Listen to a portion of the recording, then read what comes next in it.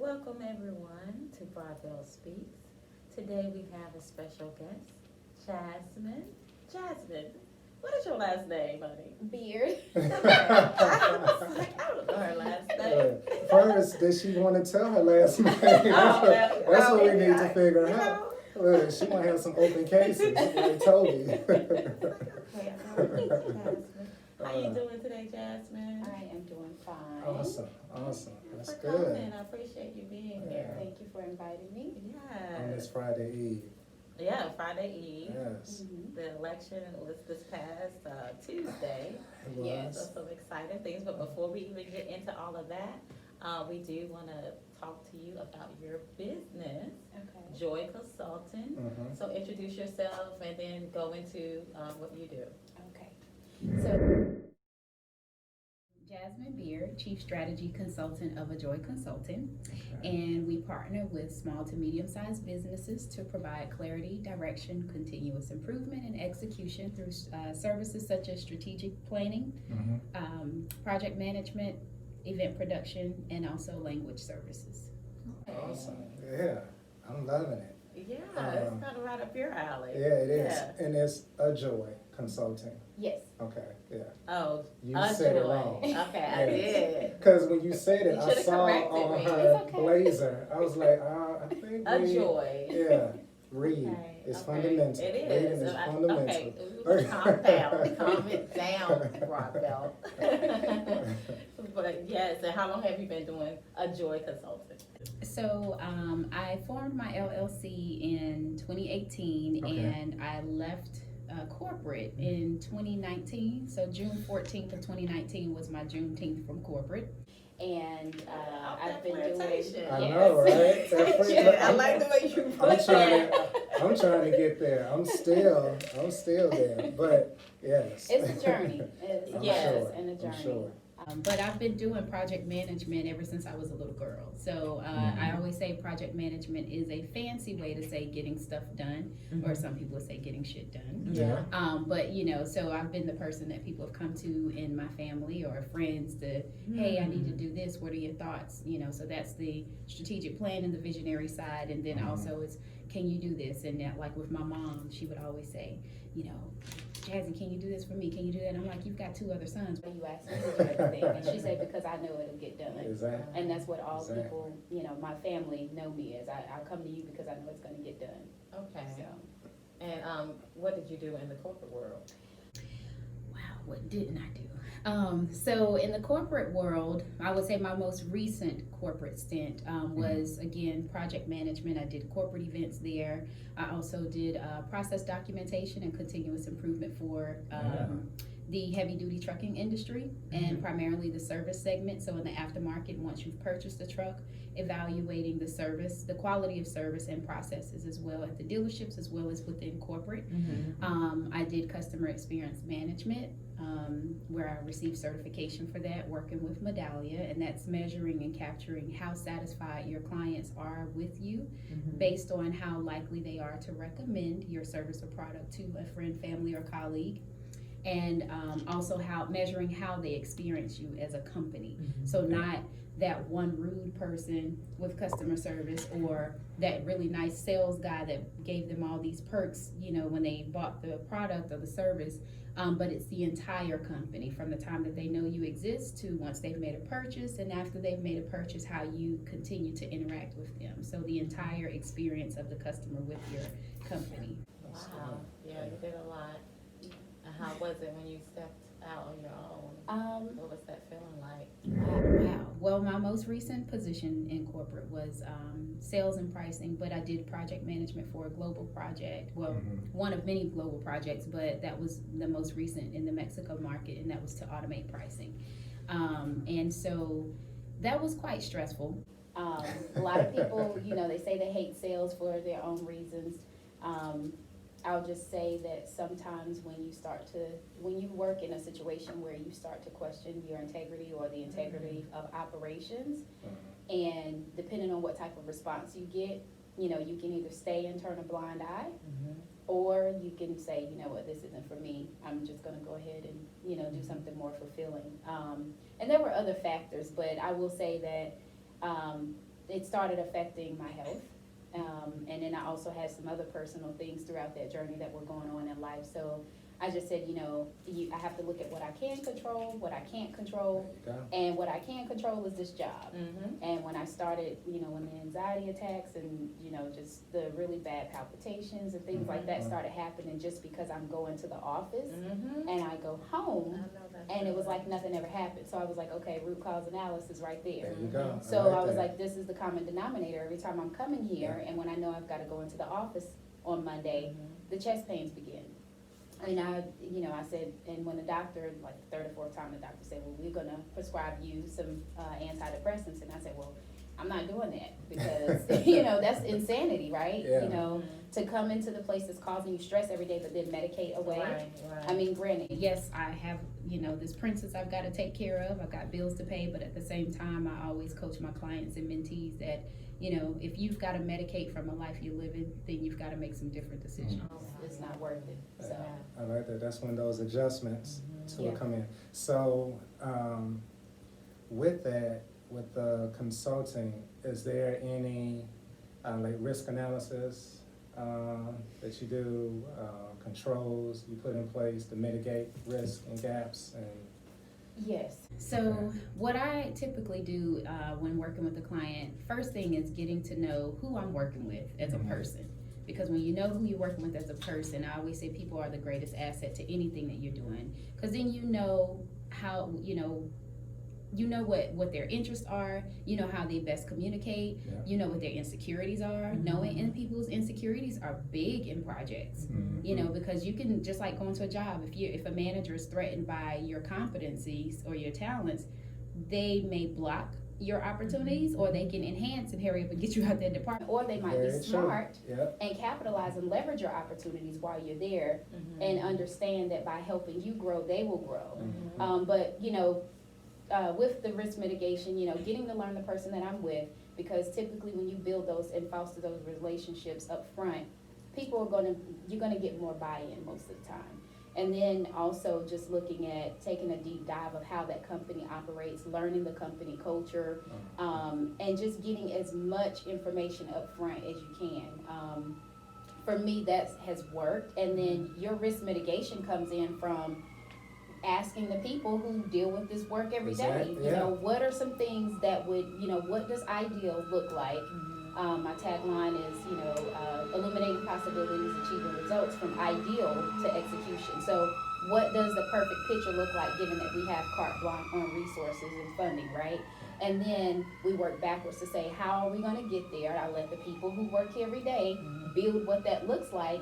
And then we start looking at what resources are needed, what contacts do you all have? And most of the time the people, they say the boots on the ground, have these resources that even senior management don't know about. And so from there, I just look at it as there's no option that, failure is not an option, it has to happen. So I never say, why can't we do this, or we won't be able to do this or that. I try to make sure we, get as many yeses as possible in the room and empower the people that are gonna execute and do the task, the tactical work, empower them to say, maybe this might be a roadblock, but this is how we can get around that. So when you set that tone early, the limited mindset and thinking usually kind of is minimized. Right. Yeah. So how do you get your customers? Most of my clients have been word of mouth. I'm a strong believer in intention setting, and even before I left corporate, I always said, like, majority, if not all of my clients, I said 80 to 90%, and then now I'm changing that, 100% of my clientele will be word of mouth, and my business will grow sustainably and lucratively and profitably by word of mouth, because people already trust their own networks. I will say, thankfully, I have not had to actively market myself digitally to attract clients. Is typically once I've done one project or one workshop or consulted one client or entrepreneur, they typically refer. And there have been times I've done proposals, and let's say they didn't sign on right then, but months later they're like, okay, we've interviewed and talked to many other people, but I just have a good vibe about you. I feel like you genuinely are passionate about wanting us to win. So, and that makes a world of difference. People can feel that. Because you're willing to go the extra mile instead of adding a dollar sign to every single thing that you do. Right. Sometimes many people will tell you the greatest reward and the greatest, compensation for anything you've done is a referral and a new customer. Yeah, and the money will come, based off of your performance. So Absolutely. that's the way I always look at it. It's not about chasing down the dollar, but it's letting your work speak for itself. Absolutely. And then eventually, that market of value of yours is gonna be out the sky. So, Absolutely. yeah, no, that's good. So with the consulting and work you do, and even when you was talking about people kind of taking ownership, do you do, like just thinking about it from a project management standpoint, do you do like a RACI to determine who should be ownership of this task, who should be responsible, accountable, who should be consulted with, who should be informed? Yeah, I don't call it a RACI, but pretty Okay. much, yeah. It's the same Yeah, thing. I typically, I just discovered from the web designer who's currently redesigning my website now as we speak, but he referred me to a tool, Asana. I don't really want to give them free publicity, but I love the tool. I love that tool because it works perfectly with how I operate as a project manager. RACI is great. I've seen it being used when I was in corporate, but I just like to do a lot of things customized, because whenever I'm working with clients, depending on how they understand and process things, you've got to tailor that to them. So, especially like I love working with, IT, engineers, developers. They're so technical, and I can switch between technical or, the soft skill sets and things like that. So, being able to, I would say, deliver the project and setting that blueprint in a way that they understand and that they're used to working in, I think that's really critical, because they're your first customer, honestly. Right. They are your first client, of the people that are actually gonna do the work that needs to be carried out. Right. And then everybody else, pretty much comes after that. Yeah. And I want to go back and touch on something you said before about setting your intentions. Mhm. If you could explain, that's what I do. I set my intentions, but if you could explain to our listeners what that looks like for you. So for me, what setting intentions, what I do is, I visualize, I take some time to think about where I am, where I want to go. I visualize that. I start to think about how it would smell, how it feels, how it tastes, who's going to be in the room at that time, or who's going to be in the environment. So I basically put that reality into my, I visualize that reality mentally. And so, and then I begin to write that down in my journal. And then I start looking at what resources or what accomplishments have I already done that will facilitate that into being a reality, and who do I need to meet.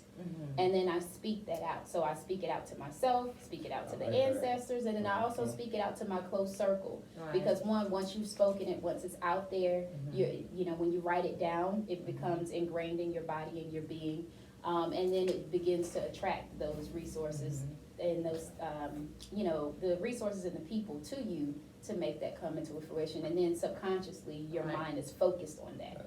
And then, I try not to think about it too much because it's almost like you're not trusting that it's gonna happen. Yeah. But when I think about it, it's like I start to observe how I feel. Am I excited about it? Am I nervous? Am I scared? And then I start to think about, well, why? If there's something missing in that visualization or manifestation, I need to secure that. So that's also another form of risk mitigation too. Yeah. So, It reminds me of The Secret, if you ever, Yeah. when you were saying that, so, definitely. So how did you get in the space that you're in to want to manifest? I heard you say something about speaking to the ancestors, and so how did you get to? I was gonna go there, Jasper, because that's how I met you. Like right, we was right there together. I see that, It's that sixth sense. No.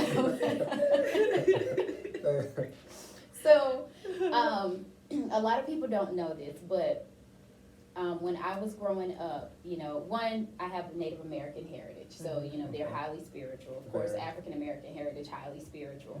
My mom has always been spiritual, and so we, adopted a lot of practices that were passed down over the generations and stuff from our great grandmothers on my maternal side, which were Blackfoot Indian. Okay. And we had some Cherokee, but mostly Blackfoot. And so, you know, there's this thing that you take on a spirit. When the spirit is born into the world, there's another one that's gone. And then when you have an elder in the community that passes within the same time period of a newborn baby, Right. typically it's a belief that they have taken on that elder spirit, or either they're protected by that elder. Okay. Okay. So, one, I always felt different presence, you know, various presences or metaphysical presence around me as a little girl. I could tell something else was in the room, but I didn't know what it was. I could tell when it was dark, and I could tell when it was just there, just visiting. Never really talked about it a lot.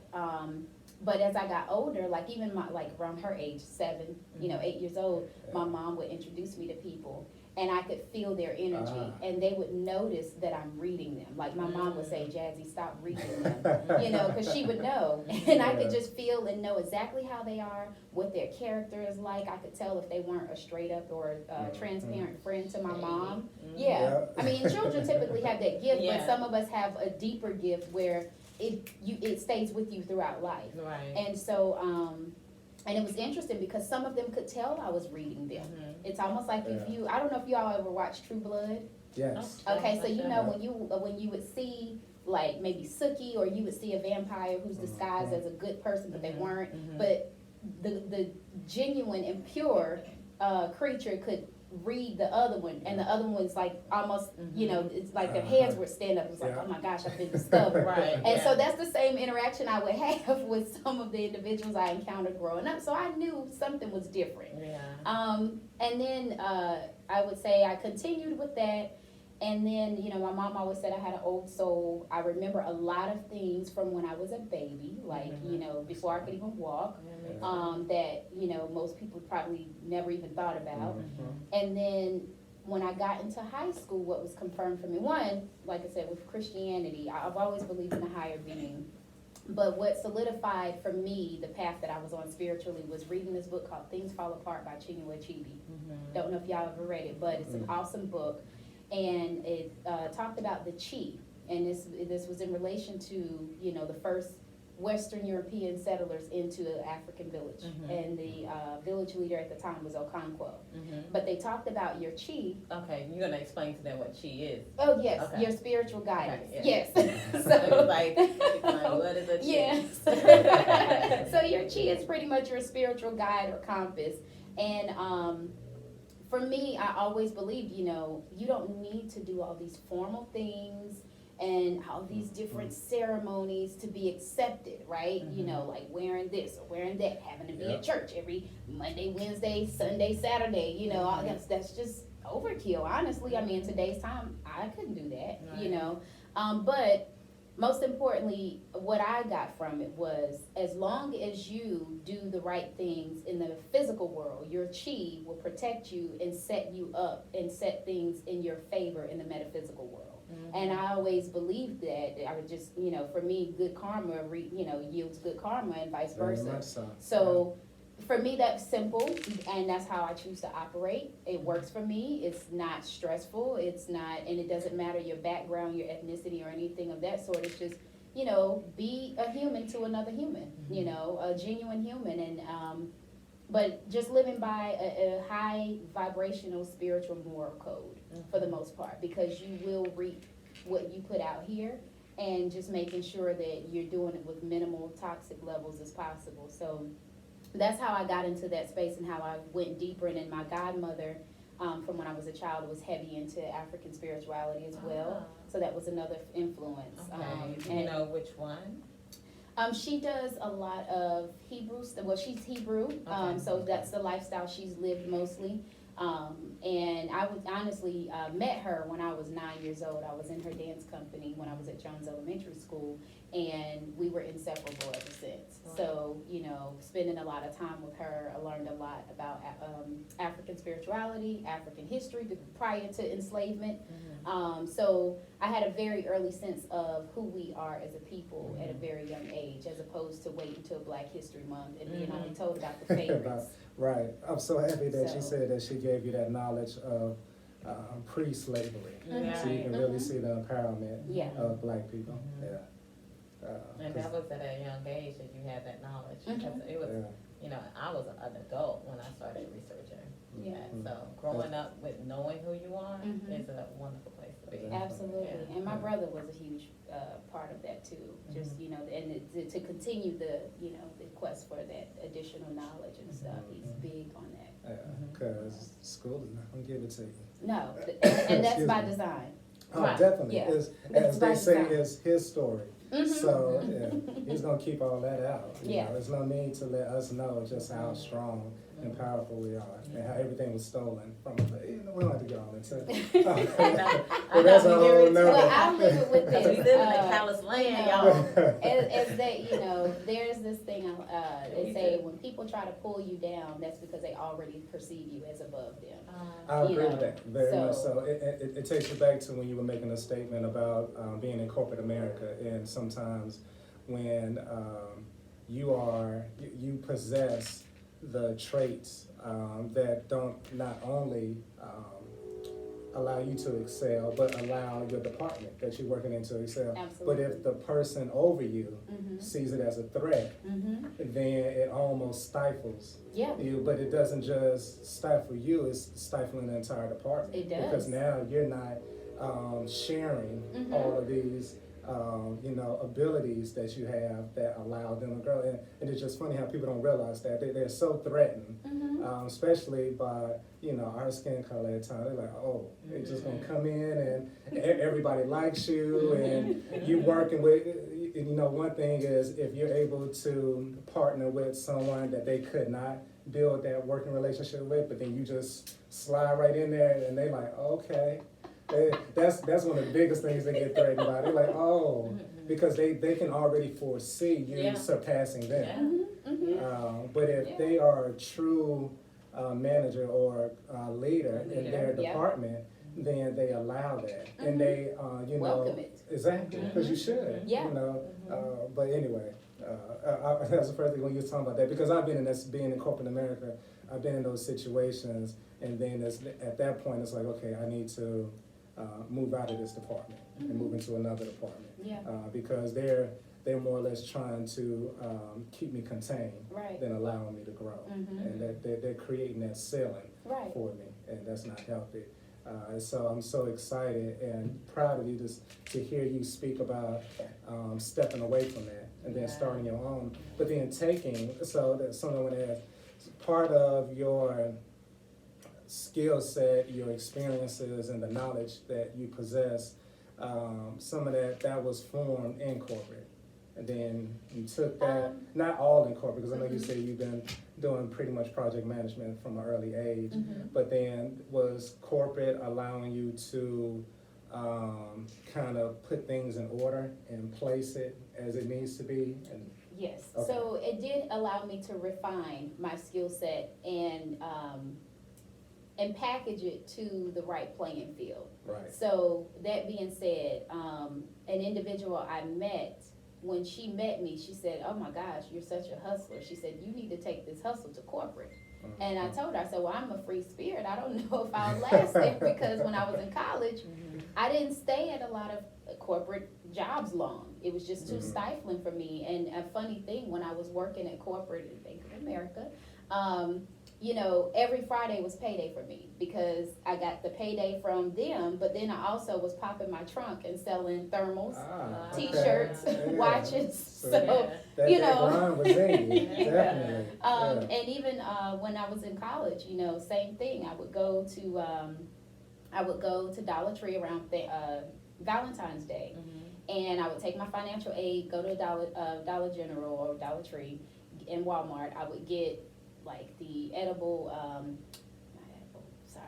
It's About something else. all right. I would get my friend who was a DJ 'Cause I to make a was- CD I of was- romantic I was- songs. I would get the boxes, the baskets, the rose petals. So I spent about $8 per basket, and I was Yeah. selling them for $20 on canvas. And so, and it would have like, a pair of men's boxers or women's underwear, a Doubling up CD. your money. Yeah, so I mean, because a student can easily afford $20 for their Exactly. significant other on Valentine's Day, right? So I was flipping my financial aid in that way. And then, Very nice. and I didn't have to pay for a table because as long as you were a part of a student organization, they let you set up a table for free in the EUC. Yeah. And so, my overhead was little to none. And then also, like, one of my favorite things to do that I did was go to the wholesale alley, buy the boxers, socks, and t-shirts because I knew my customer. Mhm. Men don't buy underwear like we do. And y'all are not Exactly. gonna go look for underwear until that special occasion arrives. You got a new date, or either the seam is busted and they're not attached we anymore. wear 'em to the, So, it's full I of knew holes. that. And so I'm like, and then too, knowing that you are a female getting ready to walk in, all male space at this time. This was before women really started increasing their, frequency to the barbershop. So it's like, just because I'm a female, they're gonna wanna buy because they're either gonna wanna impress you, they're gonna want your number, or just to Exactly. show that they've got money. And then it's like, well, let me buy from her, let me get her number so I can call her again. Yeah. Little did they know I had a little good cell phone, so, you And can your call that mind was number when you all wanna buy business. some more, Yeah, right? Your mind was And all on so- the business. And what I used to do was, the other thing was I would have some barbershops, instead of me going to all of them, a few of them allowed me to do like kind of consignment. I would either sell to them wholesale and they can do the prices they want. Right. And then I would have a little route that I would, every weekend I would have my regulars that had the most clients. And then some of them would say, hey, I'll sell them to you at this price and you can do what you want with it. Or just call me if you want to be on the route for Saturday, and I'll make sure I get by there. So, Yeah. I love that. Did not know Yeah. that. What school did you go to? UNCG. Okay. Okay, All okay. right. So that grind and hustle was, did you tap into that even before Oh, you yeah. stepped into college? So you Oh, was- yeah. Okay. As a young child. So I started doing hair. I started doing my own hair at 7. My first paid Ah. client was at 9 years old. Look at Doing you. finger waves and relaxers. Yeah. Look. Y'all know about the finger waves from the 90s. Man, look, So- you would have made a ton of money in Chicago. It was killing it. Finger wave. So the finger waves, the weave ponytails, the roller sets that you put in the microwave, the harden and everything I don't with know the what set you're lotion. talking about Some of y'all know what I'm talking about. Depending on where you grew up in Greensboro, some of y'all know about putting the roller sets in the microwave with the foam styling lotion. But so that was my first experience with entrepreneurship. Also, even younger than that, my mom, she was an entrepreneur as well. She made her own clothes and made wedding dresses for people. So you saw it firsthand growing up Yes. as well. And what we would do is sell ice cream and candy in the neighborhood, Yeah. and whatever we earned by the mid to end of summer, they would take us. My mom's from Philly, but she was fascinated with New York, so they would take us shopping. They would match however much money we raised over the summer, and then take us school shopping in New York. I like So that was a family vacation and plus our school shopping trip. Yeah. Yeah. So real quick with that entrepreneurship that you possess, do you think that was more of the fact that your mother had that in her and you was able to see that as a direct, or is it just something that you just already had, even regardless of seeing it firsthand from her? Yeah, I think it's both. I Okay. think it's both. I think seeing my mom do it was a reminder that it's very doable. Yeah. But I think just naturally I have an innovative spirit. It's like, how can I make money off of this? Or how can I put this as something that people will pay for? And it's always been in the spirit of, who can this help? I always tell Okay. my little one, you go to college if you want to, but you don't go to college to get a job. You go to college to own your business so you can create jobs and help other people. And see, I like that. So, and I'm sorry, not to cut you off, but that was one of the things I was thinking about too as you were speaking, was the fact that so many are pushing, especially the school system, they're pushing you to get the education, but to take the education and apply that to someone else's business. That's right. And not apply it to your own. So to see you take the education and then use that for your personal gains, so you can expand and grow and establish your business. And I'm sure, like with your daughter, I'm sure she's seeing that. And like you said, I love that you made your choice of words was, if you want to go to college, okay. If you don't want to go, okay. But I'm sure with that is, if you don't go, then what are we doing? Oh, yeah, 'Cause you you gotta have a still wanna- plan. But if you do go, okay, you use this to your advantage. You don't use it to go build someone else's portfolio Yeah. and allow him to grow. Right. Because that's a lot of times what school is doing, is just telling you to go work for someone else, so you're building someone else's dream. Mhm. And you're just sitting there, you're just the workers, and they're sitting up in the penthouse, just kicking back, drinking martinis Right, and scotch. tanning. Exactly. Building their dream. So I love that, in effect, just even with you speaking to it, and that you had that in you at such a young age. Yeah. And just to see how that has grown into you as an adult, and now where you are currently. Yeah, and I'm just so curious with this lady that told you you should take your skills and go into corporate. Mhm. So once you entered into corporate, how long was you in there? I was in the, well, the most recent was 5.5 years. Okay. So the corporate tenure that I had most recently before going into full-time entrepreneurship was 5.5 years. Every year and a half, I was getting promoted to a new position, and primarily, like to your question earlier, did it allow me to refine my skill sets as a consultant or project manager? And that a lot of that was because I treated each job position like it was a client. So anytime I went into an interview, I'm learning, I'm practicing my client speech on the hiring managers. Good. Learning about the department, how do they operate, what are the Yep. 3 things that keep you up at night? What is the vision for you? What in 90 days, in 3 months, 6 months, and 12 months, what does success look like to you for my role, for this department, and for as it pertains to our contribution to the company? When they tell me those things and I say, okay, I see where you want to go, then I talk about how I can contribute to that, what skills I bring to the table to facilitate that, and then I ask them, what tools do you have to facilitate me accomplishing what, the ideal vision looks like for your team?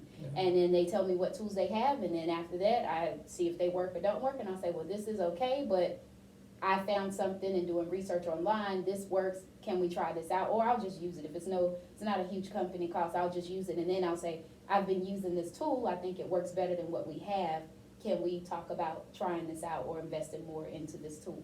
So, Yeah, I like that, and I know, within corporate America, where there are times, which I feel like there probably weren't, but times where you, propose a new way of approaching, whether it was improving a process with some type of automation or some type of innovative, change with an idea, and they were just like, no. oh, yeah. Yeah.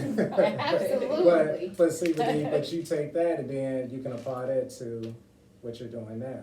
And I love the fact that you say, you look at that and you see kind of like, so what's your quarterly metrics that you're trying to achieve? And then what does that look like? And as you were saying, so what are the tools that you're using to reach those goals? And if you're not using any tools, then how are you accomplishing it? Have you looked at any tools? And then, like you said, is there a cost to it? And present that. So that's good. And I'm just thinking about it with your own business. Now you can really apply that when you're speaking with someone and outlining their steps. And something I wanted to ask you, and really because I'm a project manager. So when I saw you was coming up, I was like, oh, this is gonna be a good conversation.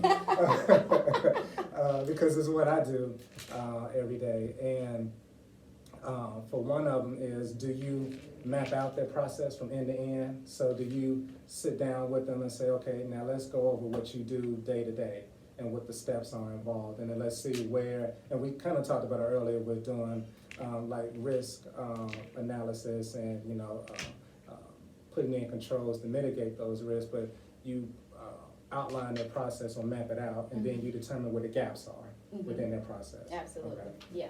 And process documentation is very important. When I had to automate pricing in the previous company, so they were trying to price a particular product or an asset, cost average $150,000. So they were in the Mexico market taking, I would say, 30 days to quote. In the US market, we were taking a couple of hours, no more than 3 to 4 days to quote, depending on how large the order was. 30 days is not acceptable. The customer has already bought another, another asset, I'm gonna say that. Yeah. So, that being said, I had to map out every single part of the process, get the numbers that they're using to calculate. How did you come up with these numbers? What's in this formulation? Because y'all are doing it manually or using Excel. we've gotta put this into the system and Yeah. make the system calculate these numbers, so we gotta know how, we have to know how that's calculated and where you pulling these numbers from. Some people got nervous in the process, and that's Oh, a I'm question sure. of talent management. Yeah. But it had to happen, and I'm always about expose the dirt to clean up the mess. It's not expose the dirt to point fingers. We've gotta know how dirty this is so we know how much tools and how many cleaning products we need to apply to this situation. So, yeah, I don't typically do any project without laying out every single detail. Especially when you're talking about processes being involved in sales or, a product being involved or a service. Cause, that's critical and that's key because that's the only way you're gonna know it's gonna work. Yeah. And that's the only way you're going to make sure it is viable, sustainable, and, effective and favorable for all, from the internal team all the way to the end user, which is the client. And then the biggest thing, and I hate when this happens because I feel like it's getting away from me, but we're talking about, I always like to keep people in the service mindset. So what do I do, and what do we provide in our part of the process, in our team or department, and who does our output go to? So who's our internal customer, and what do they need from us for their, for them to run most efficiently? And then what do we need from further up the supply chain or internal process from them? So it's like looking in the mirror first, let's clean in our own house. What can we fix on our own without additional resources? What can we fix with additional resources? But then to be able to tell them, hey, when you do this project or this paper, these are the things that we need on that. And so that will help us better do our process, and then tell us how you want it to look when we give it to you. So it's help me help you and vice versa. I'm a strong advocate for that. Yeah. That's good, especially with, as I say, not pointing the fingers. Because, whenever you're, with consulting and you come in for any establishment, they see consultants walking in the door and everyone gets nervous. Because they're like, they about to start restructuring things, which might turn into downsizing. Right. So people get nervous. But I like the fact that you pointed out where I'm not here to point fingers, and it's something I always say when I'm working a project is, whatever the error was or the issue that we're trying to resolve, that's in the past. Now let's come together and let's take steps forward and let's see, okay, how can we fix this, whether it's short term, and then what are we looking at long term? Right. So that's definitely good. And I'm sure, like, your clients are loving at the fact that it's something we say, like when you do point the finger, you have 3 more pointing back at you. Absolutely, yeah. So it's just something to be aware of, and it's being constructive and not destructive with this. So I like that. Absolutely. Well, it definitely looks like you enjoy what you do. Yeah. But besides a Joy Consultant, what else do you like to do?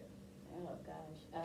I say, no, because it's so much. Like, I just Okay. like life in general, right? Yeah. So, people say, well, what do you like to do? I love everything. I love cooking, traveling, reading, dancing, skating, bicycling, Yeah, you do like outdoors. dancing. Yeah, I love dancing. When we say dancing, what do we? And I was just like, group chat, y'all would go dancing, Yes. and I never got to go. The Latino club, everything. Yeah. Shout. Oh, no, salsa. We Salsa. get down for real. Okay. Salsa, samba, cumbia, bachata, all of that. Yeah. Merengue, yeah. But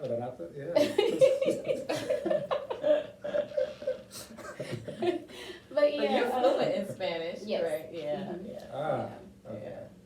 Yeah. Some of your clients are, I have Latin not clients. had any fully fluent clients in Okay. Spanish as of yet. Now, Okay. of course, in corporate, I led a lot of projects where I was speaking primarily in Spanish. Oh, okay. But right now, no, I'm actually in the process of going after more global clients because that's where I'm comfortable and that's where I like to be.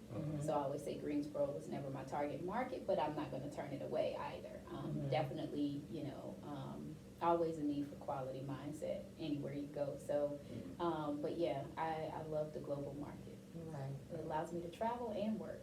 There you go. Yeah, sightseeing, put in work. Mhm. So one thing I know you pointed out was that you were looking at small to medium Mhm.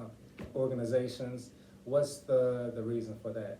So I've always been passionate about small businesses in general because I would look at them as even in college, and especially it became clear to me in corporate where I would see mom and pop businesses, and I'm like, man, they could be doing so much right now. Like they could do this, they could do that. Yeah. And I was trying not to be like naive, like, well, Jasmine, there's only 2 people working in that company. But I'm also thinking like, well, there are interns, there are people who they could bring on. If you're bringing in more revenue, you can bring in more people, right? But I always just had a heart for that because I would see, mom and pop businesses or small businesses that are not operating at their full potential. And I don't know if that's because I kind of have the ADD syndrome where I want to do it all.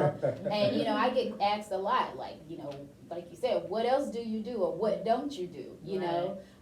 What I don't do, I don't sell drugs, but Anything else? Not anymore. Right. Not anymore. Now, You did say edibles earlier. I heard it slip when out. did I say that? I heard you say Oh, edibles. no. I was like, what, No. Okay, I'm so when just I say playing. I'm just edible, playing, everyone. okay, yeah, no, but the name of the CD was called Edible, but I won't say the second name of it. So the name of the CD for the Valentine's Day basket was called Edible. That's why I had to fix. Let your imagination run with that. Okay. So, Oh my God. that's why I said edible. My bad. It's funny because Don't sell drugs, y'all. No. No. That But was when just, you talk about yeah. edibles, the funniest thing, my daughter's birthday is 4/20. So Oh, really? my brothers were like, "So what are you gonna do when she turns 16 or 18?" It was like I said, I'll still be hosting her birthday. So, but as far as what else I do and stuff like that, president of the Greensboro JCs. Yes, you are. And, on the Weatherspoon Advisory Board, and I also serve as vice chair for Triad Adult and Okay. Pediatric. How That is long awesome. have you been on the Greensboro JCs? This is my 3rd year. I've been Okay. president for 2 years, and I am gratefully and humbly completing my 2nd term this year. So excited to see the new president come in and support her, and I'm excited to see our board grow. And we've made a major transition over the past 3 to 4 years, and it's been a stride, but I love it because, we had our elections last night, and we know who our candidates are. We Okay, knew who they were okay. by the end of the meeting. So we are very efficient. Yes. Okay. And let's tell everyone what JC is. Greensboro JC, so it's a nickname, but the full name is Junior Chamber International. And we have a local, state, national, and global structure, and our organization feeds all the way into the United Nations. So there's a part of the United Nations that feeds down all the way into the Junior Chamber International. But we locally here are a young professionals organization, and we are dedicated to servant leadership, professional development, civic engagement, and leadership development and service projects in the community. Right. Where did you do your service project at? So we do a lot. COVID has really enhanced what we do. Our motto is service to humanity is the best work of life. So when I heard that motto, when Derek Mabu came to speak at the company I was working at the time, I was like, okay, I want to learn more about this organization, because for me, when I hear organizations talking about serving in the community, I always say, I don't sit on boards, I serve on boards. There's a huge difference. Yes. And unfortunately, we have a lot of people sitting on boards. Just to put it down on their resume. Absolutely, for pictures, articles, and resumes. Or they invite you to be on the board because you are Black. Oh yeah, that too. But That's what the organization did with me. Okay. And it was a weird experience. But they wouldn't listen to what I was saying. I was like, well, we need to go in this community. They this just needed your community. face. They Right. needed Yeah, it that- was like a they waste just needed of your- 9 months. your Right. skin. They was like, are you gonna Yeah. come back and be on the board? I'm like, No. no. Right. We didn't do anything. Don't use me as your Trojan horse. That's Thank exactly you. what it was. Yeah. That's what it was. But my sister told me. Mm-hmm. She told me the deal when I got on the board, because they contacted her, for a reference and stuff like that. And she was just like, you need to kind of be careful with this. Mindful. Yeah. Because I went in there like, oh my God. And sometimes they think you don't know. They think you don't know. Yeah. It's unfortunate, but it's like, just because I don't say anything doesn't mean I don't see it. Exactly. Mhm. Yeah. I just want to see how you're gonna move. Right. Yeah. But with that, I will say on this board, I did not have that issue.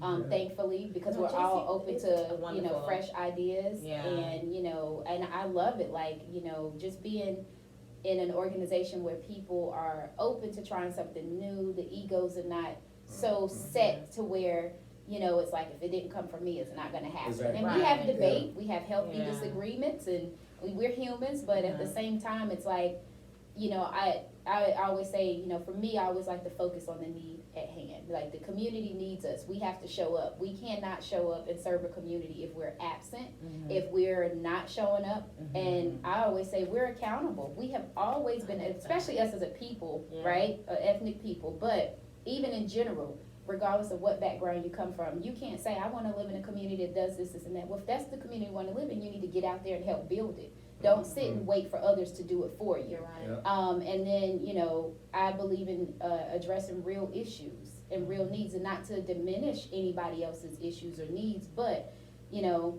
I strongly feel and believe that leadership is only as strong as the community that it serves. If you have a high toxic community where, the crab in a bucket mentality is the norm, and then everybody has this mistrust, and I mean, it's not like we're gonna be nirvana and kumbaya, but if you don't naturally have a collaborative spirit in your community, and if service and well-being and humanity are not at the forefront and pillars in your community, what are you doing? Like just looking at our city, the disparities. Mhm. We're in 2020. We've got too many resources. We've got an education mind here. Mhm. We can't educate ourselves out of severe disparities and poverty. Exactly. So you can't blame it all on the constituents. You can't blame it all on city leadership. But there has to be some happy medium and some collaboration there, and some honest and transparent dialogue. Titles removed. Right. Like that. Like Yeah. titles Like that. removed. Yeah. Yeah. That to Those me is the titles. biggest thing. Yeah. I Oh, yeah. cannot stand The titles. egos, those egos Right. be I like, talk oh, I about can it all Right. the time. People president. get those titles around Right. their names and Yeah, it's they over. just lose it. Yeah, remove the title, Mhm. put humanity first, and because again, you've got family members, my thing is, with the leadership that you've provided, whether you're on a board, in civil leadership, wherever you are, would you want the type of leader that you are to be the leader of somebody that's close to you and near and dear to you and your family? Mhm. And that's what I look at. I would want my daughter to live in a community that has people who are leading, that are passionate about her well-being, Absolutely. just as a human, period. Yeah. I mean, it's up to her to go and, secure the lifestyle that she wants to live. Right. But the leadership in the community, are they at least facilitating me being able to have my basic human needs met? If that's not happening, then that's failure, Right. especially given if someone has voted to put you there. Mhm. And So. I met you at the International Association of Women Yeah. meeting, Uh-huh. yes, through Heavenly. Yeah. And formerly, I was president of that organization in 2018. And we did a Women's Health 360 conference talking about the holistic health and wellness of the woman, Mhm. from financial, emotional, mental, physical, spiritual health all together. And then after that, we met again at the Shipman's opening. Yes. I'm giving all these people. We I need to be writing down some Right. invoices. Yes. That's how it happens. But so. no, so that's how we met, and that's when we talked about the spirituality and everything. Right, yeah, I remember that. My sister was like, oh, you have to meet Jasmine, she talks like you. Ah, that's so funny. And my sister, she was like, she'll talk a little bit with Yeah. me and speak about it, but it's just like, she finds someone else that's talking Yeah, like me, she she talks finds like me. you. Go ahead, That's who y'all you go talk ahead and to. be, go ahead and be. That is funny. Yeah, and so then I see you again outside of the museum, or is it the Mhm. Civil Rights Museum? Yes. Was that when, that was when the gentleman came? He Was wrote the that- book? Was that then? I want to say. It's called Buck. He wrote a I book. don't know, I can't remember. Okay. But I just I know know. something, because me, you, and that I Dante were was speaking that night. Was it a Juneteenth? Mm-hmm. Okay. Yeah. Okay, Yeah. yeah, Buck was there. Okay, and down that's the when road. you had just left corporate. I wanna say you had kinda just left Yeah. corporate. Yep. And I was so Mhm. happy for you, cause I remember when we was, talking before in front of the jury spot, and you didn't say the name, nope, I'm not gonna say it. Right. But, in front of the jury It spot, almost Yes. slipped. You did. Good catch, good catch. you was just like, we went into, your working situation, and Mhm. you was saying how you was having heart palpitations. Mhm. And I was agreeing with you because coming out of the school system, that's why I came out of the school system, because I was having anxiety. They wanted to put me on medicine. Right. And I'm just like, no, I'm That's not not gonna take your normal. medicine. Yeah, no. But then I did the same thing. I noticed when I was walking in the doors, Mhm. that's when I was like, getting all, my heart is Right. pumping really fast, and so yeah, I remember speaking with you about that. So I was so happy when you was like, I'm about to do it, yes. And it motivated me to continue to be in entrepreneurship, because for you to walk away from you was at, I don't wanna say the company's name, Yeah, but you was at that a company. global company. Yes, Yep. so I know, you're making good money, but you still. 75,000. Yeah. I mean, for some that's pennies, but Yeah, in no, this area, areas, there's that's nothing to wonderful. sneeze at. You Yeah, know. to walk away from that though, Mhm. and to put that much faith in yourself. Yeah, peace of mind is priceless, and I said this is time And it is. that I can't ever get back. Mhm. So if regardless of what happens, I always say live your life to where if every day was your last day, or any day was your last day, be proud of the decisions you've made up to that point, period. So God forbid, if today was my last day, I'm proud of every decision I've made up to this point, because I don't have any regret. You Uh-huh. can never go back and say, well, what would I have done had I left that company sooner? But also, it's never too late until you're 6 feet under. So if you are 60, 70, 80, and you're looking to, try things you never tried, do it. Why not? The only thing you're gonna get is a lesson or a blessing, and if you are lucky, you get both. So, That's good, that's A good. lesson or a blessing. Yeah. that's it. I know there's a quote by Michael Jordan where he says, I'm not afraid of failing, I'm afraid of not trying. Yeah. Mhm, absolutely. And that's the way I look at it. Yeah, Even me when too. me and Speaks were putting together the podcast, we started the conversation back in September, October, November of last year. Mm. And then COVID hit, but we kept building, Mhm. on it, and we knew this was something that we wanted to put together. And again, it was one of those stepping into a realm that was unfamiliar Mhm. to both of us. Yeah. But it's one of those things, you don't know what you're capable of. It's the one thing I speak, I have a daughter and a son, is one thing I talk to them about. Get out there, try it. Mhm. If you do not succeed, that's okay. I said, but you don't know what you're capable of. You don't know what talents you possess unless you put yourself in that realm Right. and see what happens. Right, and it's a confidence builder. Exactly. It is. Yeah, Yeah. it's a It is. confidence builder Yeah. for sure. So, Because you're like, if I got through this, I can get to the next thing. exactly. Mhm. And then how everything unfolded in the right place for you Yeah. to be where you are. And I can kind of speak to that because for the podcast, everything started like the pieces was right where they needed to be. Mhm. You'll meet certain people, they'll put you to meet somebody else to Yeah. bring you to a certain point so you can meet the person that owns the studio. So it was all those building pieces that it guides you and helps you. Once you, like you said, once you have that intention, you would manifest everything you need. Yeah. So you just have to kind of walk in it with grace Mhm. and you have to know that you know that Yes. it's gonna happen for you. Absolutely. Like, I know that I Know that you know. know. Right. Yes. And to that That it is point, gonna happen. Yeah, I don't even like to say the word failure, Yeah. I I like don't, that. because Yeah. it's a mindset. It's just like when people Yeah. ask me, are you vegan, are you vegetarian? I'm flexitarian, I'm whatever I wanna be. I I like eat that. what I want, when I It's- wanna eat I it. say the same And thing. if I- I say the same thing. Today to I'm a people. vegetarian. Yeah. I'm not gonna take I'm Tomorrow not I'll gonna be take in the some labels that someone has set for me, right? Exactly. I don't Yes. have to accept your labels for me. Right. Just like people that I are in the love it. LGBTQTIA plus community. I have some friends that say, I'm not taking a label. And Right. I I love like that. that. I admire Yeah. that. You don't have to take a label You don't. for somebody to, because sometimes when people can label you, Mhm. then in their mindset they're like, oh, they've taken this label, or I can label them as this, so this is how I can treat them. And that put Don't limits worry on, about you're that. putting limits on You yourself. do. Right, Yeah. absolutely. And other people are putting limits on you. Absolutely. Because they categorize you. Right. So now they place you over here, Mhm. and like you were saying, then that creates a limit or Mhm. almost restricts them, not Mhm. you, but their perception and the way they perceive you Mhm. restricts the outlook as far as where they you know, where you can potentially go. Absolutely. Yeah. I mean, the word minority, I can't stand that word. Yeah. Me either. Why do I I have to? cannot stand that word. That minor. There's the minor nothing part, minor about us. Thank Out of you. 1,000,000 sperm, we made it. There you go. Any of us, regardless, black, Yeah. white, female, male, in between, whatever, out of Mm-hmm. 1,000,000 that could have been fertilized, you are here. Mhm. So there's nothing minor about any human being that's existed on this earth. And then on top of that,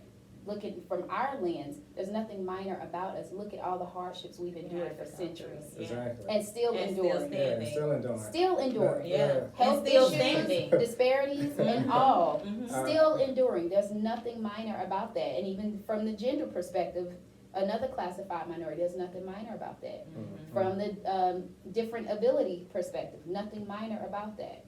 And the list goes on. So I really don't like that term minority.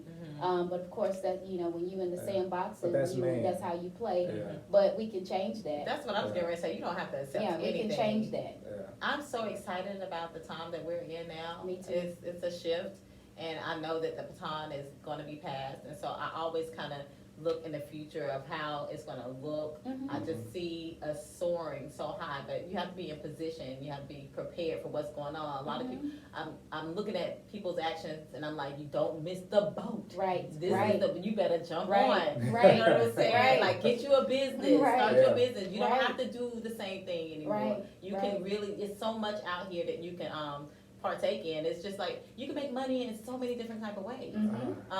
It is, But it goes back to, you know, that mindset. The that it people is. have. The type of Right. programming. yeah, And yeah. see, we talk about it all the time, and I Yeah. was just gonna hit on that, so people are programmed to go about things a certain way as Mhm. far as the way society has molded them Yes. into. So to watch you and to hear you step outside of That's that, great. you know, is a beautiful thing, It and is. more people need to do that, but it's almost like how they talk about being in the matrix. Mhm. You know, it's comfortable.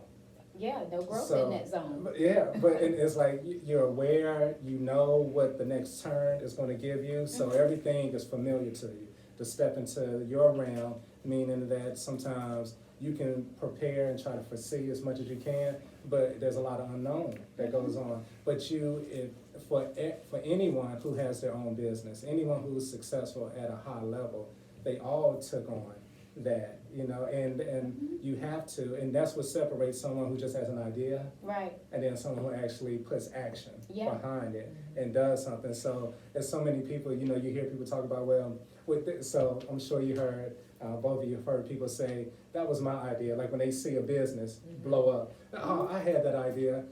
What did you do to Right, bring what that did you idea? do about know, it? Or did you just speak Oh, my mom about it used and to that was say the that. end of it? Mhm. You know, because it's easy. It's Uh-huh. easy to sit the back and idea. just say, oh, this would be something good, but are you willing to put in the work? Because to put in the work, and I'm sure, and we can even speak to it more, what sacrifices have you had to make to take on Right. running your business? I don't even like to say sacrifices because when Okay. you're doing something you enjoy, why is it considered a sacrifice? It has a negative connotation for that. I think it's more so mindset shifts that you Okay. have to make. Okay. It's like, you know, yeah, you know, you wanna, I don't know, because I find ways to do things that I wanna do and still Mhm. enjoy the things I wanna enjoy. I will say, you know, with my daughter, right? I could easily say, oh, I can't because, you know, I have my daughter, I don't have a partner, and, you know, I've got all these meetings, but where's she at? She with me right now. It's a Yeah. mindset shift. I could have Yeah. been, like a lot of women, I can't bring my daughter with me. Yeah. I don't want them to see, you know, what if she's gonna, no, she's just gotta get used to being in these environments, There know you how to go. conduct herself while I'm Yeah. here. They need to understand I'm a human with a family Yeah. and, you know, and a life experience, and this is part of who I am, so I bring my whole self to the situation. I even bring her to the board meetings, you know. There are Yeah. some things I It's want to great take for her to see, to. though. It Absolutely, is. because kids will do more of what we do than what we say. That's why they Yeah. go around cussing depending on who their parents are, and you tell them But don't that say is so that, true. but Yeah. they've seen you do it. Yeah. And honestly, like now she's working on her business plan. Yeah. She's asking for business cards. Her Mhm. reward, you get your business card once you've completed your business plan. I like You that. know, Right. so you know, to that point, like sacrifices or let me say opportunity costs that I've identified. Mhm. I'm just trying to think. Obviously, the biggest one was the salary, but I just had enough confidence to know, one, I didn't go into business for the money. I got bills to pay, but, you know, I always say I'm a multi-billionaire. The money is just on the way. Boom. So, but at the end of the day, I would say that, you know, that salary, the perceived comfort of being in corporate. It is a comfort. Yeah, and then also just even, you know, certain mentalities or people that you were normally around who were toxic. Some people deflect their own fears on you when you are transitioning out of corporate into this world, you know, and then when they start putting their fears onto you, it's like, you know what, I can't have conversation with you past 2 to 3 minutes because anytime you start talking like this, I'm gonna get triggered. And that's another thing you have to do is be a master of yourself. The best thing you can do is study yourself often. Because then you know how to maneuver yourself and maneuver in with other people that may trigger you, and so that way you're less caught off guard. But yeah, so I would say that's the biggest thing. I haven't had, I mean, like I said, there were some times when, I mean, financially being transparent, there are times where you're like, okay, well, you know, I don't want to touch my 401k because, you know, that's always a great backup, but it's like, I'm going to let this slide because I know I got a contract coming. I know I've got this coming at the end of the month. So that type of stuff, but I think that's minute compared to the reward of knowing every day I get up, everything that I do, I reap the benefits of. You know, it's just like gardening. The satisfaction that you feel, if anybody who's gardened before, the satisfaction you feel of growing your own food, that empowerment, that satisfaction, that gratefulness that you feel. I mean, it's just it's a totally different mindset, and in order to be a sustainable and long, you know, entrepreneur or business person, you've got to be able to trick yourself, or not trick yourself, but shift your mindset accordingly for the situation, because we can be stubborn. We can be our own worst enemy. So if we can teach ourselves to get out of our own way in our mindset, then it's going to be much more, I would say, that would facilitate an easier dialogue in being convincing to your client, your customer, or supplier, because you're able to meet them where they are, because you had to meet yourself where you were, and that's important. You know, if you interacting with other people, you need to check where you are first mentally, at all times. No, that's good, and it's even with that, you know, that mindset, and just having an understanding that. You know, sometimes we look at people who are successful, but you look at them, you know, you're seeing the end result.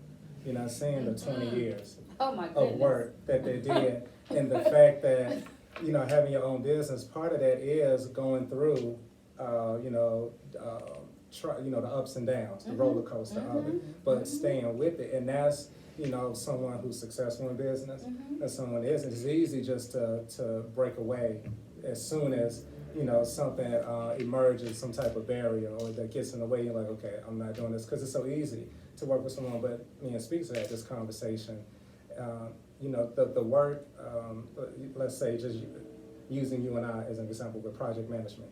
So the work we're doing in project management for organization, how many millions is that generating for them? Right. That they get out of that. Right. But we're just receiving a salary. Right. For that, at a small fraction. And that's the way I always look at it. And you take that same skill set that you possess, along with all your other abilities that you have, and then apply that to your own.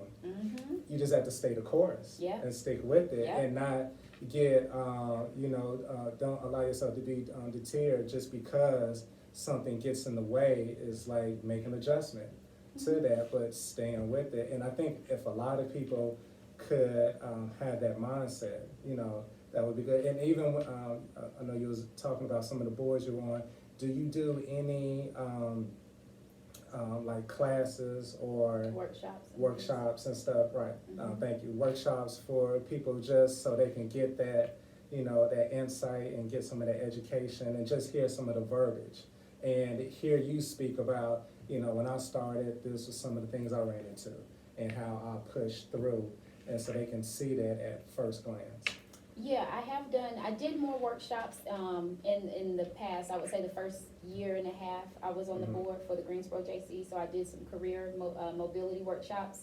Haven't done any in a while, but yes, I did. And it was basically kind of allowing the young professionals, because a lot of people were in corporate at that time, But letting them see into the minds of recruiters, letting them see Yeah. how to look at a job description, how to break it down, how to tailor your skill sets to that job description, because what most people don't know, a job description is only a wish list. Yeah. People are not made on a manufacturer or a assembly belt line, and they'll say, I'm gonna put teamwork in here, and I'm gonna put, multilingual on this. They're never going, a true and wise recruiter knows that you're not gonna get everything on that list, Yeah. but what you wanna get is what's most critical to get the job done. And sometimes, they're lazy, they're copying and pasting a description from another Indeed ad. Yeah.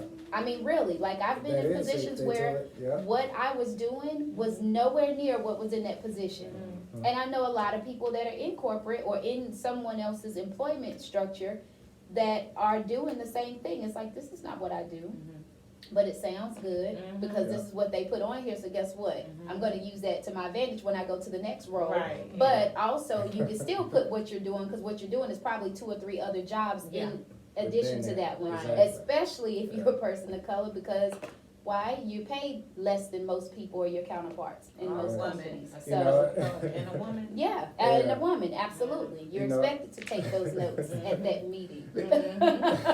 But I think Chris Rock said it the best. He said the black person, we have to fly to what a white person could just walk to. No, We gotta go absolutely. above and beyond. Mhm. And we've talked about it, how I can perform at a high standard, a high level on every project. Just go way above what's being asked. And then let's say I run across one project where it was a little difficult, so there was some issues with it, but it's still, I still accomplished the goal, but it didn't run as smooth. And then it's like they almost waiting for that one. But then you take my white counterpart, or as I like to say, those of a lighter persuasion, they run one project, the only one they run, and it's just average. They just, they just did average. And all of a sudden they're like, wow, Tom, that was some really good work there. You know what, we have a role opening, we think you'll be good. Right, Good for that, it's just one project. yeah. I've successfully achieved high standards for 5 projects. Certain type of way over there. Because you see it, especially being Yeah. of our color, you see it a lot, and I do feel like, they are waiting for the opportunity to say, oh, this is why we don't want to move you up just yet, because we want you to work on this and this project, show that. And you're like, okay, come on, and then that's when you have to make an adjustment. You have to Right. say, either I stay in this department and I allow them to keep me contained, or I move out of the department, or I do even better, I build my own. There you go. There And you that's, go. that to me, that should be the goal of, everyone, if they're unhappy with their current role Right, at their job. If that's the case, then, take that step. It get you a mentor, get you someone you can speak to, learn, understand, what is all involved with it. Right, You and know? there's too much information out here, like Googling stuff. I mean, I tell people this, Yeah. one of my very first posts on my company page was, you only get one shot to write your life story. It's up to you to determine your narrative, right? And the other part of that is you can have whatever you want in life as long as you're willing to do the work to make it happen, period. And a lot of people, and I don't know if you've all experienced this, but a lot of times you've got the they says and the naysayers, and they'll Yeah. say, well, everybody can't be like you, and everybody ain't this and that. Well, everybody can be if they want to, but they've got to do the work. Yeah. Or And the get pro- somebody to do it for you. Right. If you're not good at that. That's those what a pieces. project Yeah. manager does, we Yeah. And pull so you those research resources it, in. Yeah. and it's like, Yeah. if you can put in all this work to see how many babies Cardi B and Nicki Minaj have, Yes. okay? Do You the can same do that research. research, do the same Same research, research. you just change the question. Yeah. There it is. I mean, it's no Yeah. different. So again, I tell people I get 24 hours just like you do. I don't get an extra 2 minutes in the day or an Right. extra hour in a day. I get the Mhm. same amount of hours and minutes you do. It's just what I decide to do with mine. Yeah. Opportunity cost, period. I What's love it gonna that. yield I me? love that, because So- it's something I tell my kids, I'm like, there's nothing under the sun you can't achieve, Right. but it depends it's just as you put it, what do you want to do? Yeah. You know, Then that how person bad you who's, want it. that person who's a doctor, a lawyer, or, you know, an athlete or whatever, you know, they put that work in Right. to get to that point. Are you willing to put in that work? Mhm. Or are you just sitting on the sidelines always talking about it? Yeah. Yeah, so And it- some people want the instant gratification, you know, the microwave thing. Oh, That yes. term has, you know, been heavily used, but yeah, it's just like they because they see that, and it's like, and the other thing is, you know, that people have to remember everybody don't look like what they've been through. You Yeah. don't know what personal battle somebody is fighting along the Mhm. way. And the thing is, I'll say this, I was going through my divorce during the time I was building my business. So the court dates and things like that Right. was a huge That another mental trigger. strain, Right. yes. So you got to come to work, be the only female, the only black person, the youngest person in the room, and you've got all that on your back. Then you've also got to leave work and deal with this stuff, you know, and then you've got to be present for the child, Yep. family, you know, and then you still got to hold it all together. And then on top of that, so it's like if anybody who's been through divorce and has gone to court, you know it's not a good feeling to be in that courtroom because you just don't know how things are going to play out, especially when finances are tied to that. Mhm. And I was dreading going to, you know, court a lot. Yeah. But I said, you know what? When I started feeling that frustration in corporate, I'm like, you know what? I've been writing things, I've been checking stuff off, so it's like, okay, from now on, instead of me sitting there waiting to be called in front of the judge, let me use this time to start reading these books that I have on my book list that I only get to read a couple of hours at night after baby girl has gone to bed. Mhm. You know, let me read them in the courtroom because that'll distract me. It'll take my mind off the stress and anxiety of waiting to be called and Yeah. have my life put on the stand, right? So that's a whole nother level of Right. stuff that, you know, is not comfortable, but We'll address that to later. okay. So you know, so I started writing my business processes, my service offerings, like my that, pricing. I was doing all of that while I was in court. You was using So that time. instead of Yeah. me, you know, dreading, oh gosh, I got to take off work for this mess again and being upset, I Mhm. said, you know what? I get time out of the office and I get some time to dedicate to building my business. So it's a win-win for me. I'm building my business, but I'm also getting myself one step closer to getting out of corporate, out of this position that's stressing me. And so, I had Well, to. that mindset. So let me ask you. So, what's your advice for people listening to get to a point to where they have that mindset, to where they see opportunity? Because what you did was you took a situation and created an opportunity for yourself instead of waiting for opportunity to just land on your lap, as a lot of people do. You actually went out there and you grabbed it yourself. So what would be your advice for those? So the first thing is, again, I can't stress this enough, become a master of you. Because when you know who you are, that will give you a much firmer foundation and compass of where you want to go. And that being, you're gonna, you know, do some assessments, find out what your strengths are that you may or may have not known about. Look at what people often come to you for. Ask around, what do you think I'm good at based on what you know about me? People that you know well, people you don't know so well. Because somebody who just met you might be a good reader like me, that true blood reader, and can figure you out head to toe in just a few minutes of talking to you. So get a well-rounded you know, perspective and feedback of how people perceive you and what they feel your strengths are and what you're good at. But also do your own assessments, read those reports. One I love is 16personalities.com. I'll send them an invoice too. But, you know, 16personalities.com, I use that one for myself. StrengthsFinder 2.0 was another one. I married those together. I read what my reports were. I studied those, what that looked like. Enneagram I love. I didn't do that one when I was transitioning out of corporate. I actually, funny enough, I went on a date a year ago, and the guy took me. He knows I love people and development and stuff like that. He said, I know you love studying people, so when you come visit me, we're gonna go to an Enneagram workshop. And this guy paid $80 for us to go to an Enneagram workshop. So I was like, that's creative. I loved it. Yeah. So, but yeah, so, you know, learning what you're good at, what you enjoy, what people come to you for. Those are important, and, you know, what you enjoy is critical because I might have a lot of money. I might be good at loaning money, but will I enjoy lending money to people? No.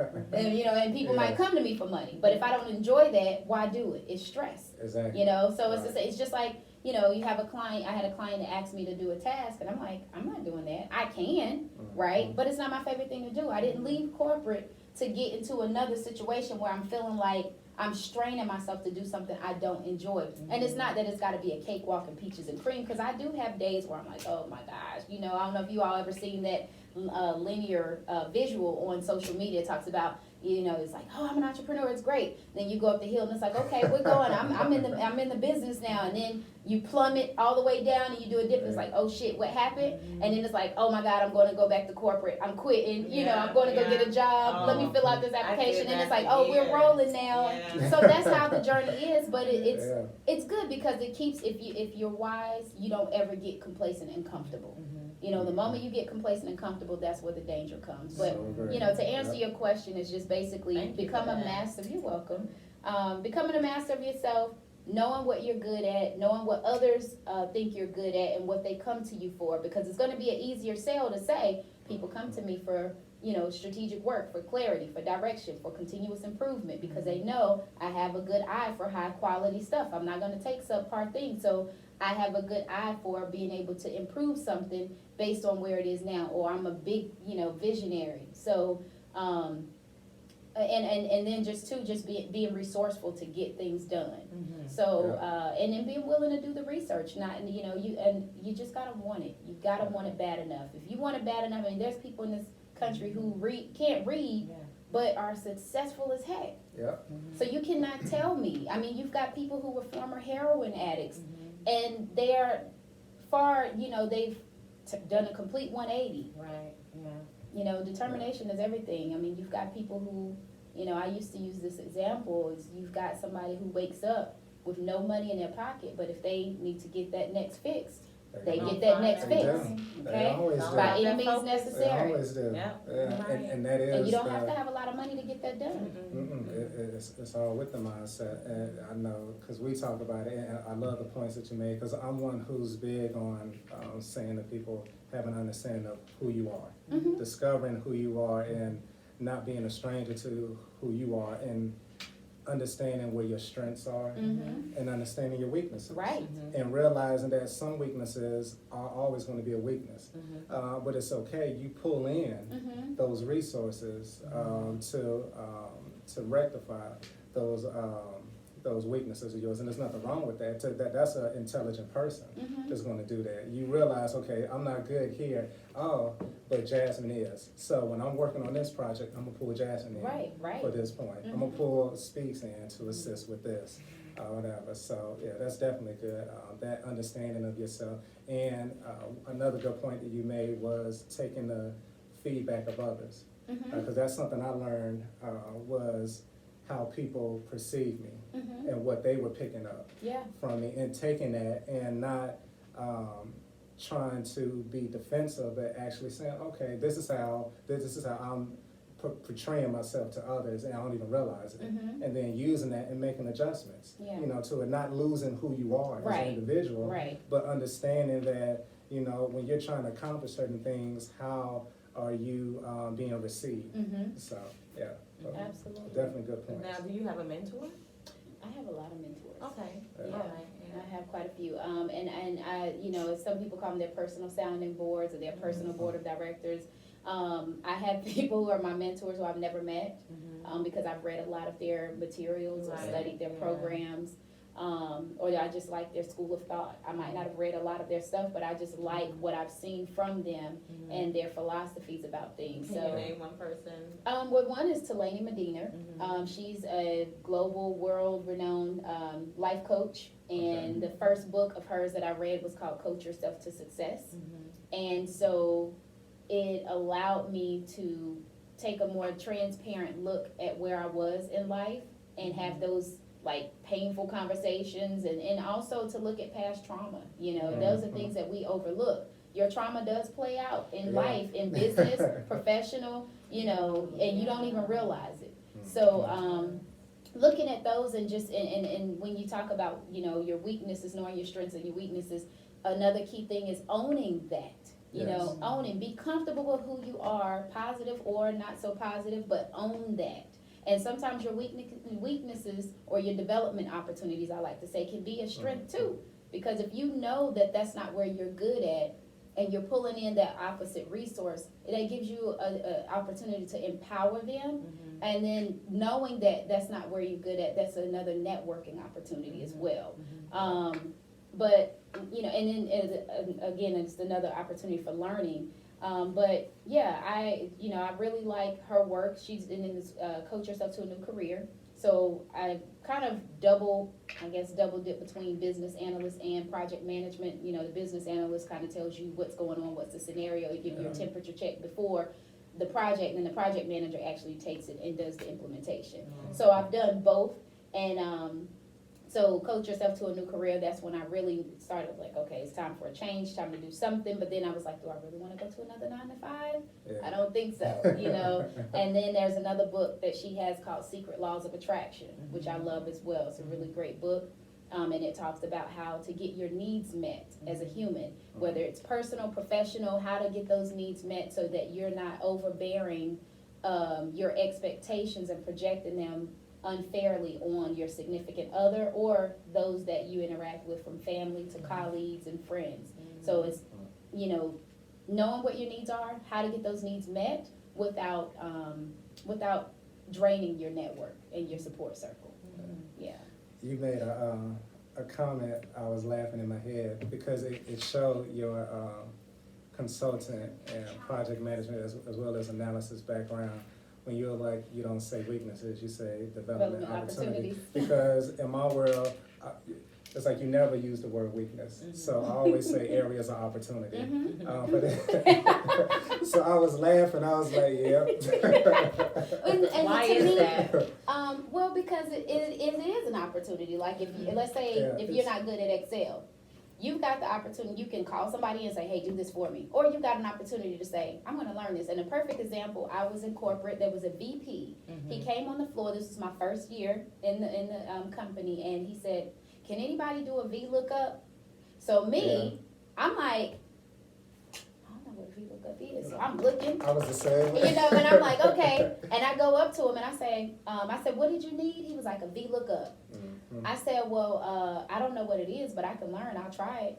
And he's like, okay. So I go look, and I was like, man, this guy's getting paid this much. Whatever, he can't even do a VLOOKUP, you know? That's what it's But about. hey, that's showing you that, you know, it's one, of course, and he was European American, so of course, you know, the restrictions, again, that wish list, those requirements on that job title is not, you know, it's flexible depending on who's sitting in that interviewee chair. But at the same time, coming from, you know, from looking at my college lens, they have you thinking you got to be tip top shape and perfect before you go to these companies. But then you're like, this VP can't do a VLOOKUP, and I'm not saying it's easy. It took some time for me to get the gist, but once you learn it, you don't forget, right? But that was an opportunity. I said I didn't know how to do it, but I'm going to learn. And I did learn, and I used it later on in other capacities throughout the company, and that made me a hero. Just knowing how to do a VLOOKUP. Because it's funny you say, because so many people don't know how to, and so many people shy away from it. They don't even want there to you get, go. because And it's that's just an an Excel opportunity. formula that you're doing. Because I remember, it's funny you said it, because my story is kind of similar to that. I was, at the time, I was a senior analyst, and we were looking to do a VLOOKUP. And some people was like, oh, I know how to do it, but it always messes up. And I was like, I'm one who loves taking on challenges. I was like, well, I'll do it. They was like, you know how to do it? I was like, well, I was like, I've done it before, but it's been a while. But I'm sure I can do it. And That's what I said. It's been a while, but I work it out. And then you go YouTube it on the that's low. all I did. I went on lunch break. YouTube, followed the video, Right. and did it a few times. And, you know, with anything, after I did it so many times, it was like, oh, okay. And once you get it, like you said, like once you get it, it's not as difficult. Right. It's just one of those things of understanding that a VLOOKUP is not always perfect. So it's like you have to understand within your formula, you have to make adjustments within it to get the end result that you're looking for. And then I sent it was the same thing. I sent it to them, and they was like, oh wow, perfect thing. And I was like the hero for that day.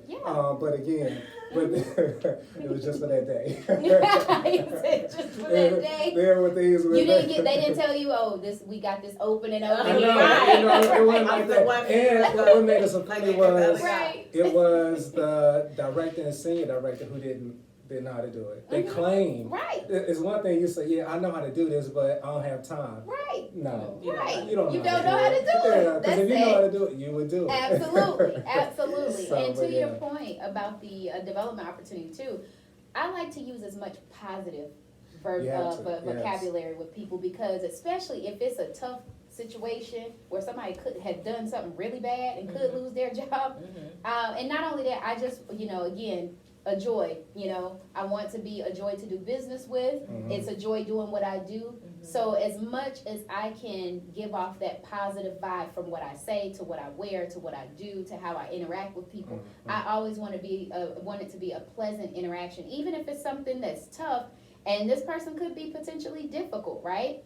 Or if I have to deliver some tough news to them, like this is not the way, this isn't it, I still have to be mindful of the language that I use, and I try to make it positive and uplifting, instead That's of saying, I had perfect example, an email was sent out today by one of my board members, and she didn't realize she copied everybody and it was a test email, what have you, but it was what she sent out. Somebody said, hey, this is not for this particular event, this is confusing, what's going on here, because I click on the link and it takes me somewhere else. So I said, thank you for letting me know. I sent her an email, hey, can you clarify your email? Instead of saying your email is confusing people, right? I said, can you do me a favor? Can you separate the communication that you just sent The out? choice of Clarify words. your email so that people can, so that it's easier for people to understand what they need to do when they receive these links. She had it done immediately within less than 5 minutes, and then she sent me the second one and said, hey, is this okay? Yeah. And she was like, thank you so much for letting me know. Because But they if don't I feel said- like you're attacking. Absolutely. And If I that's what it's said all you or your email is confusing, Mhm. that's not providing a solution. And in all of my meetings, I always say, if you oppose, then propose. Yeah. Don't turn or shoot anything down if you don't have another alternative, because it shows you're just here to criticize and you're not contributing to the success of the team. So if you are, if you say, can we do it this way, can we do it that way, that's fine. But to say that's stupid or that's not gonna work, well then what do you propose? Otherwise, what you have to say is not valuable at that point. Because you're not adding You're value. not adding to, and see, I Yeah. like that, because, so I used to be a trainer, and when I was a trainer, I would talk to my coaches, and one thing I would say to them when we're sitting at the table, and we're having a conversation with management, don't bring up a problem that everyone's fully aware of without some type of solution to Right. it. It's easy to point out, well, this is wrong, when we need to fix this and do that, but that's the easy part. It's the same thing as speaking about homelessness or, equality and all of that. That's easy to point it out. What is your solution? Right. To it, and that's where people are like, oh, well, I haven't thought about that. Okay, so just sit, go sit in the corner. Because you didn't do nothing that hasn't been said. Yeah. For the longest. So yeah, that's definitely true with those situations, and it's something I found that because I'm one who's direct and forward, and over the years I learned to be more tactful, and it really came to the choice of words that you use when you're speaking to people. I can still say what I need to say, but it's the words I use and the way I deliver it. And their tone, not what you say, how you say it. You hear it all the time, but when you have a smile and you're positive and you say things, it comes off so much better. It's being received better, and then you become the person everyone wants to work with. Right. And things get done.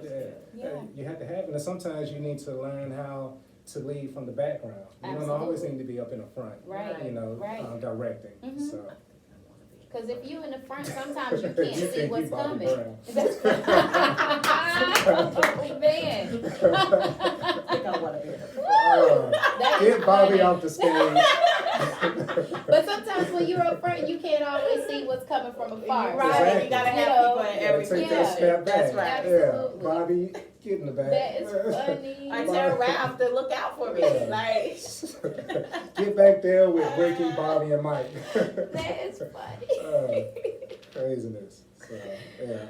Oh my God. One thing I'll say, I'm sorry to jump back. This popped in my head when you talked about sacrifices or opportunity costs. Yes. People talk about balance. I was asked, how do you find balance?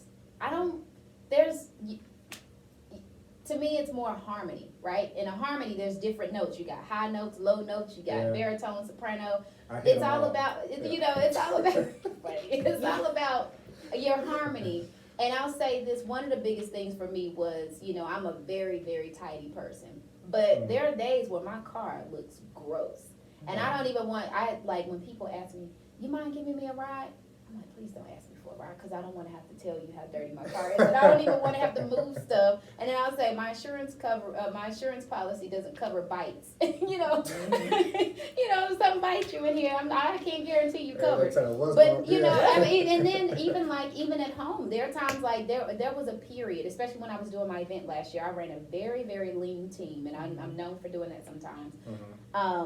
But I mean, I was on the go. I was in DC and back in Greensboro the very next day. So I'm leaving here 5 o'clock in the morning, being in DC like 10 o'clock in the morning, and then I'll stay there, go to the event. I'm up till midnight. I take 4 hours sleep or nap. I'm up at 4 in the morning to hit the road back to Greensboro. And then the very next day, I'm promoting the event down in Atlanta at a convention and, you know, recruiting vendors. So I was constantly here, there, you know, and then having to take my daughter to my brother's because he stayed in Charlotte, so it was closer and convenient. But then I'm like, I'm in and out, so I'm looking at the house. It's like, oh my gosh, you know, when am I gonna sit still to clean this stuff But you up? just gotta be okay with it. You have to. Yeah, It's but your that's the period. And it's balance temporary. that we're It's talking about. temporary. Yeah. You know, it's You just know. like, you know what, Jasmine? Yeah. It will be all right. It's not the end of the world. Right. Look at the benefits you're getting because of the work you're doing. It's like, do I want to have to worry about, you know, being backed up on laundry and stressing about that? Or do I want to worry about putting this work in, supporting other Black entrepreneurs Right. and other small business owners that need this, and that's going to have more of, you know, a return on my investment than anything else, you But know? you're prioritizing things. Absolutely. You know, you're saying, Yeah. hey, this can be done later, but even, you know, when You you can talk hire about, somebody. yeah, and I love your choice of words when you say, opportunity cost, because I think that's a good way of looking at it.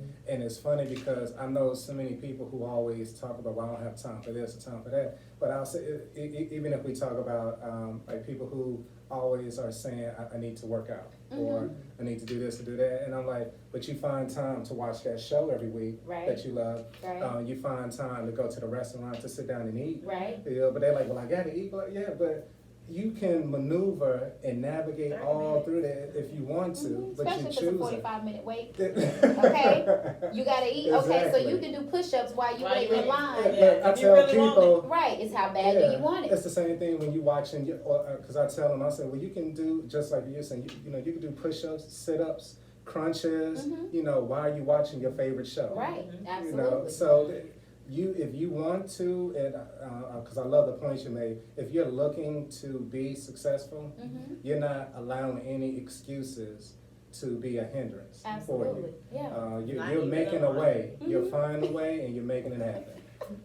Yeah, you know. But I do understand how it's difficult. Well, for me, I had to get to that place because I don't like a nasty house. Right. But during It's tough. It's tough, I'm telling you. Right, but during that My mama season when raised you're me on the like that. go, Right. ours was when we were making film. So I already knew in the summertime, You you had know, the it was smelly just, house? it was just stuff was everywhere. Yeah. But at Toxic first waste. it was toxic waste. It's funny. But when it started, when I wasn't used to that. Right. So it was like I was everywhere and within my mind. Like, oh my God, I need to clean my house. I gotta go on set. Can't have company. Yeah, I can't have company. Can't get out the door. How can I help you? Yeah, you can't come in. Thank Sorry. you for the Amazon Excuse me, package.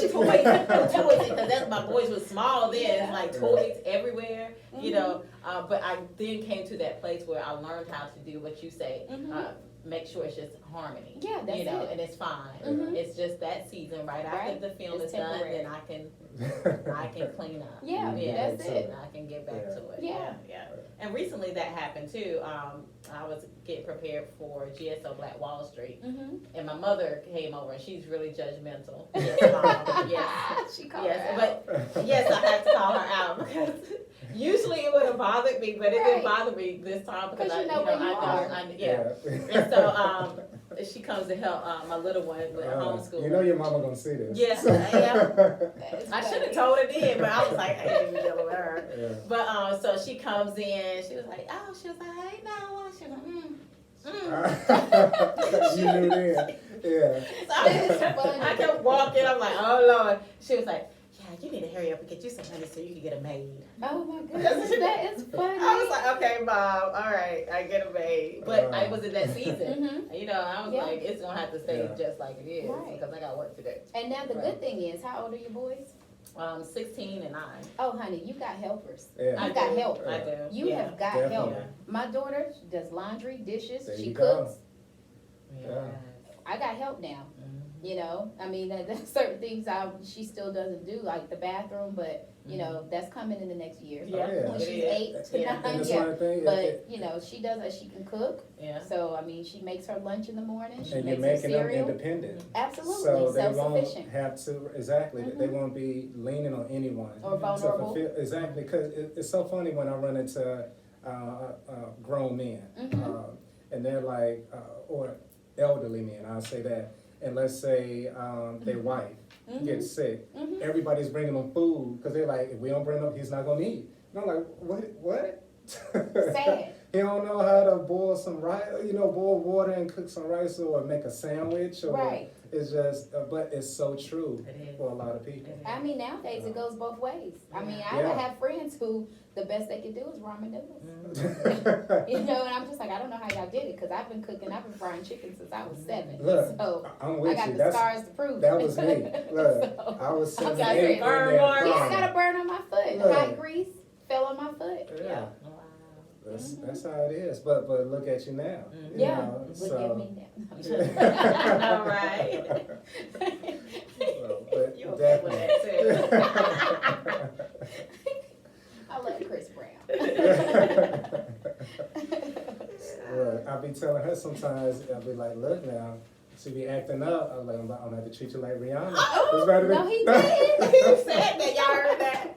Oh my goodness, Nah, that is nah, funny. it's- Lord. Nah, we just playing. We Yeah, just playing yeah, people. yeah. It's- We playing, y'all. Yeah. Good. But Jasmine, it was just an honor for you to be here today. Very much. Likewise, Um, thank you so much. I Oh. want you to let them know where they can reach you before we leave too, but go Yeah, ahead. no, I was just gonna say, real quick, because I did wanna kind of shout out some of the accolades of yours. I wanna say I read, and please correct me, but 40 under 40, or, Yes, for Yes. Black Business Inc. yeah, so let's yeah, just let's highlight that, because that's a Thank great you. accomplishment. Thank Yeah. you. Tell us a little bit about that. Yeah. So, it was, Triads, well, not Triads, I'm sorry. Black Business Inc. magazine, Mhm. I was nominated for their 40 under 40 Triads, most influential African Americans, for Yes. 2020. Did you want me to talk about the other ones or no? Come Oh, on, yeah, no, it's- definitely, yeah, because I was trying to segue into it Oh, all, okay, yeah. okay, so, for the Greensboro JCs, Mhm. for the state chapter, our chapter, the Greensboro chapter, was nominated as chapter of the year for the 3rd year in a row.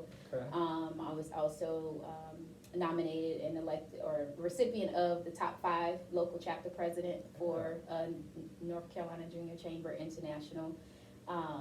The most recent one, 2020 Minority Business Person of the Year, getting that word, but Okay, you know, from the okay. Greensboro Chamber of Yeah. Commerce, and recently graduated from Leadership Greensboro, from the Chamber of Commerce, Nice. and then also was elected by my peers and cohort as one of the program chairs to lead and help support and guide the class of 2020 that has started this year. Ah, So- that's awesome, yeah, I was sitting over there humble. You gotta stay humble. You do, gotta stay but I humble. definitely wanted to make sure you before know. we ended the show that we did speak to all those accolades, because those accomplishments are amazing. And, Yeah. you know, a lot of times, we are so involved with achieving that next step, Mhm. and we don't take the time to acknowledge what we've accomplished Right, and sit as in we've it. been, going down that path. Mhm. So I wanted to make sure that we did that. I So, appreciate yes, it. And to definitely. that point, you're absolutely right, because all of the awards that I received, I did not know existed. Okay. So until I received them, well, let me say this, chapter of the year at the JCs, we did get that. So, you know, I knew that was there, but it wasn't like what I did was for that accolade, Right. for that award. It's just, I'm always passionate about what I do. It's always with the service mindset. How can I serve others? How can I make a lasting positive impact?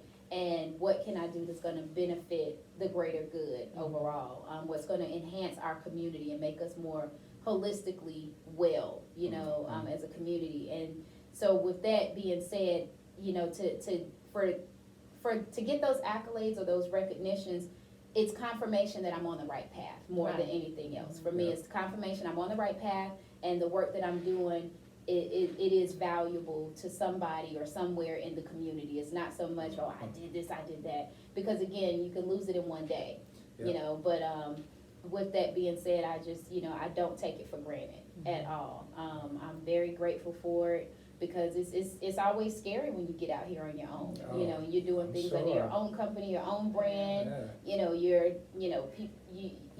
never know. You're under the microscope at all times. But whether that matters or not, it's just like, I'm doing this because this is what gets me out of bed every day. This is what makes me open my eyes and go hard when I had a rough day and cried my eyes out the night before. So, but yeah, that to me is very important. Awesome. And how can our listeners reach you if they would like your services?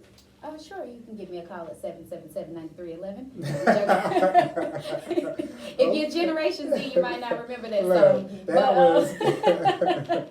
No, so I can be reached at ajoy2consult.com.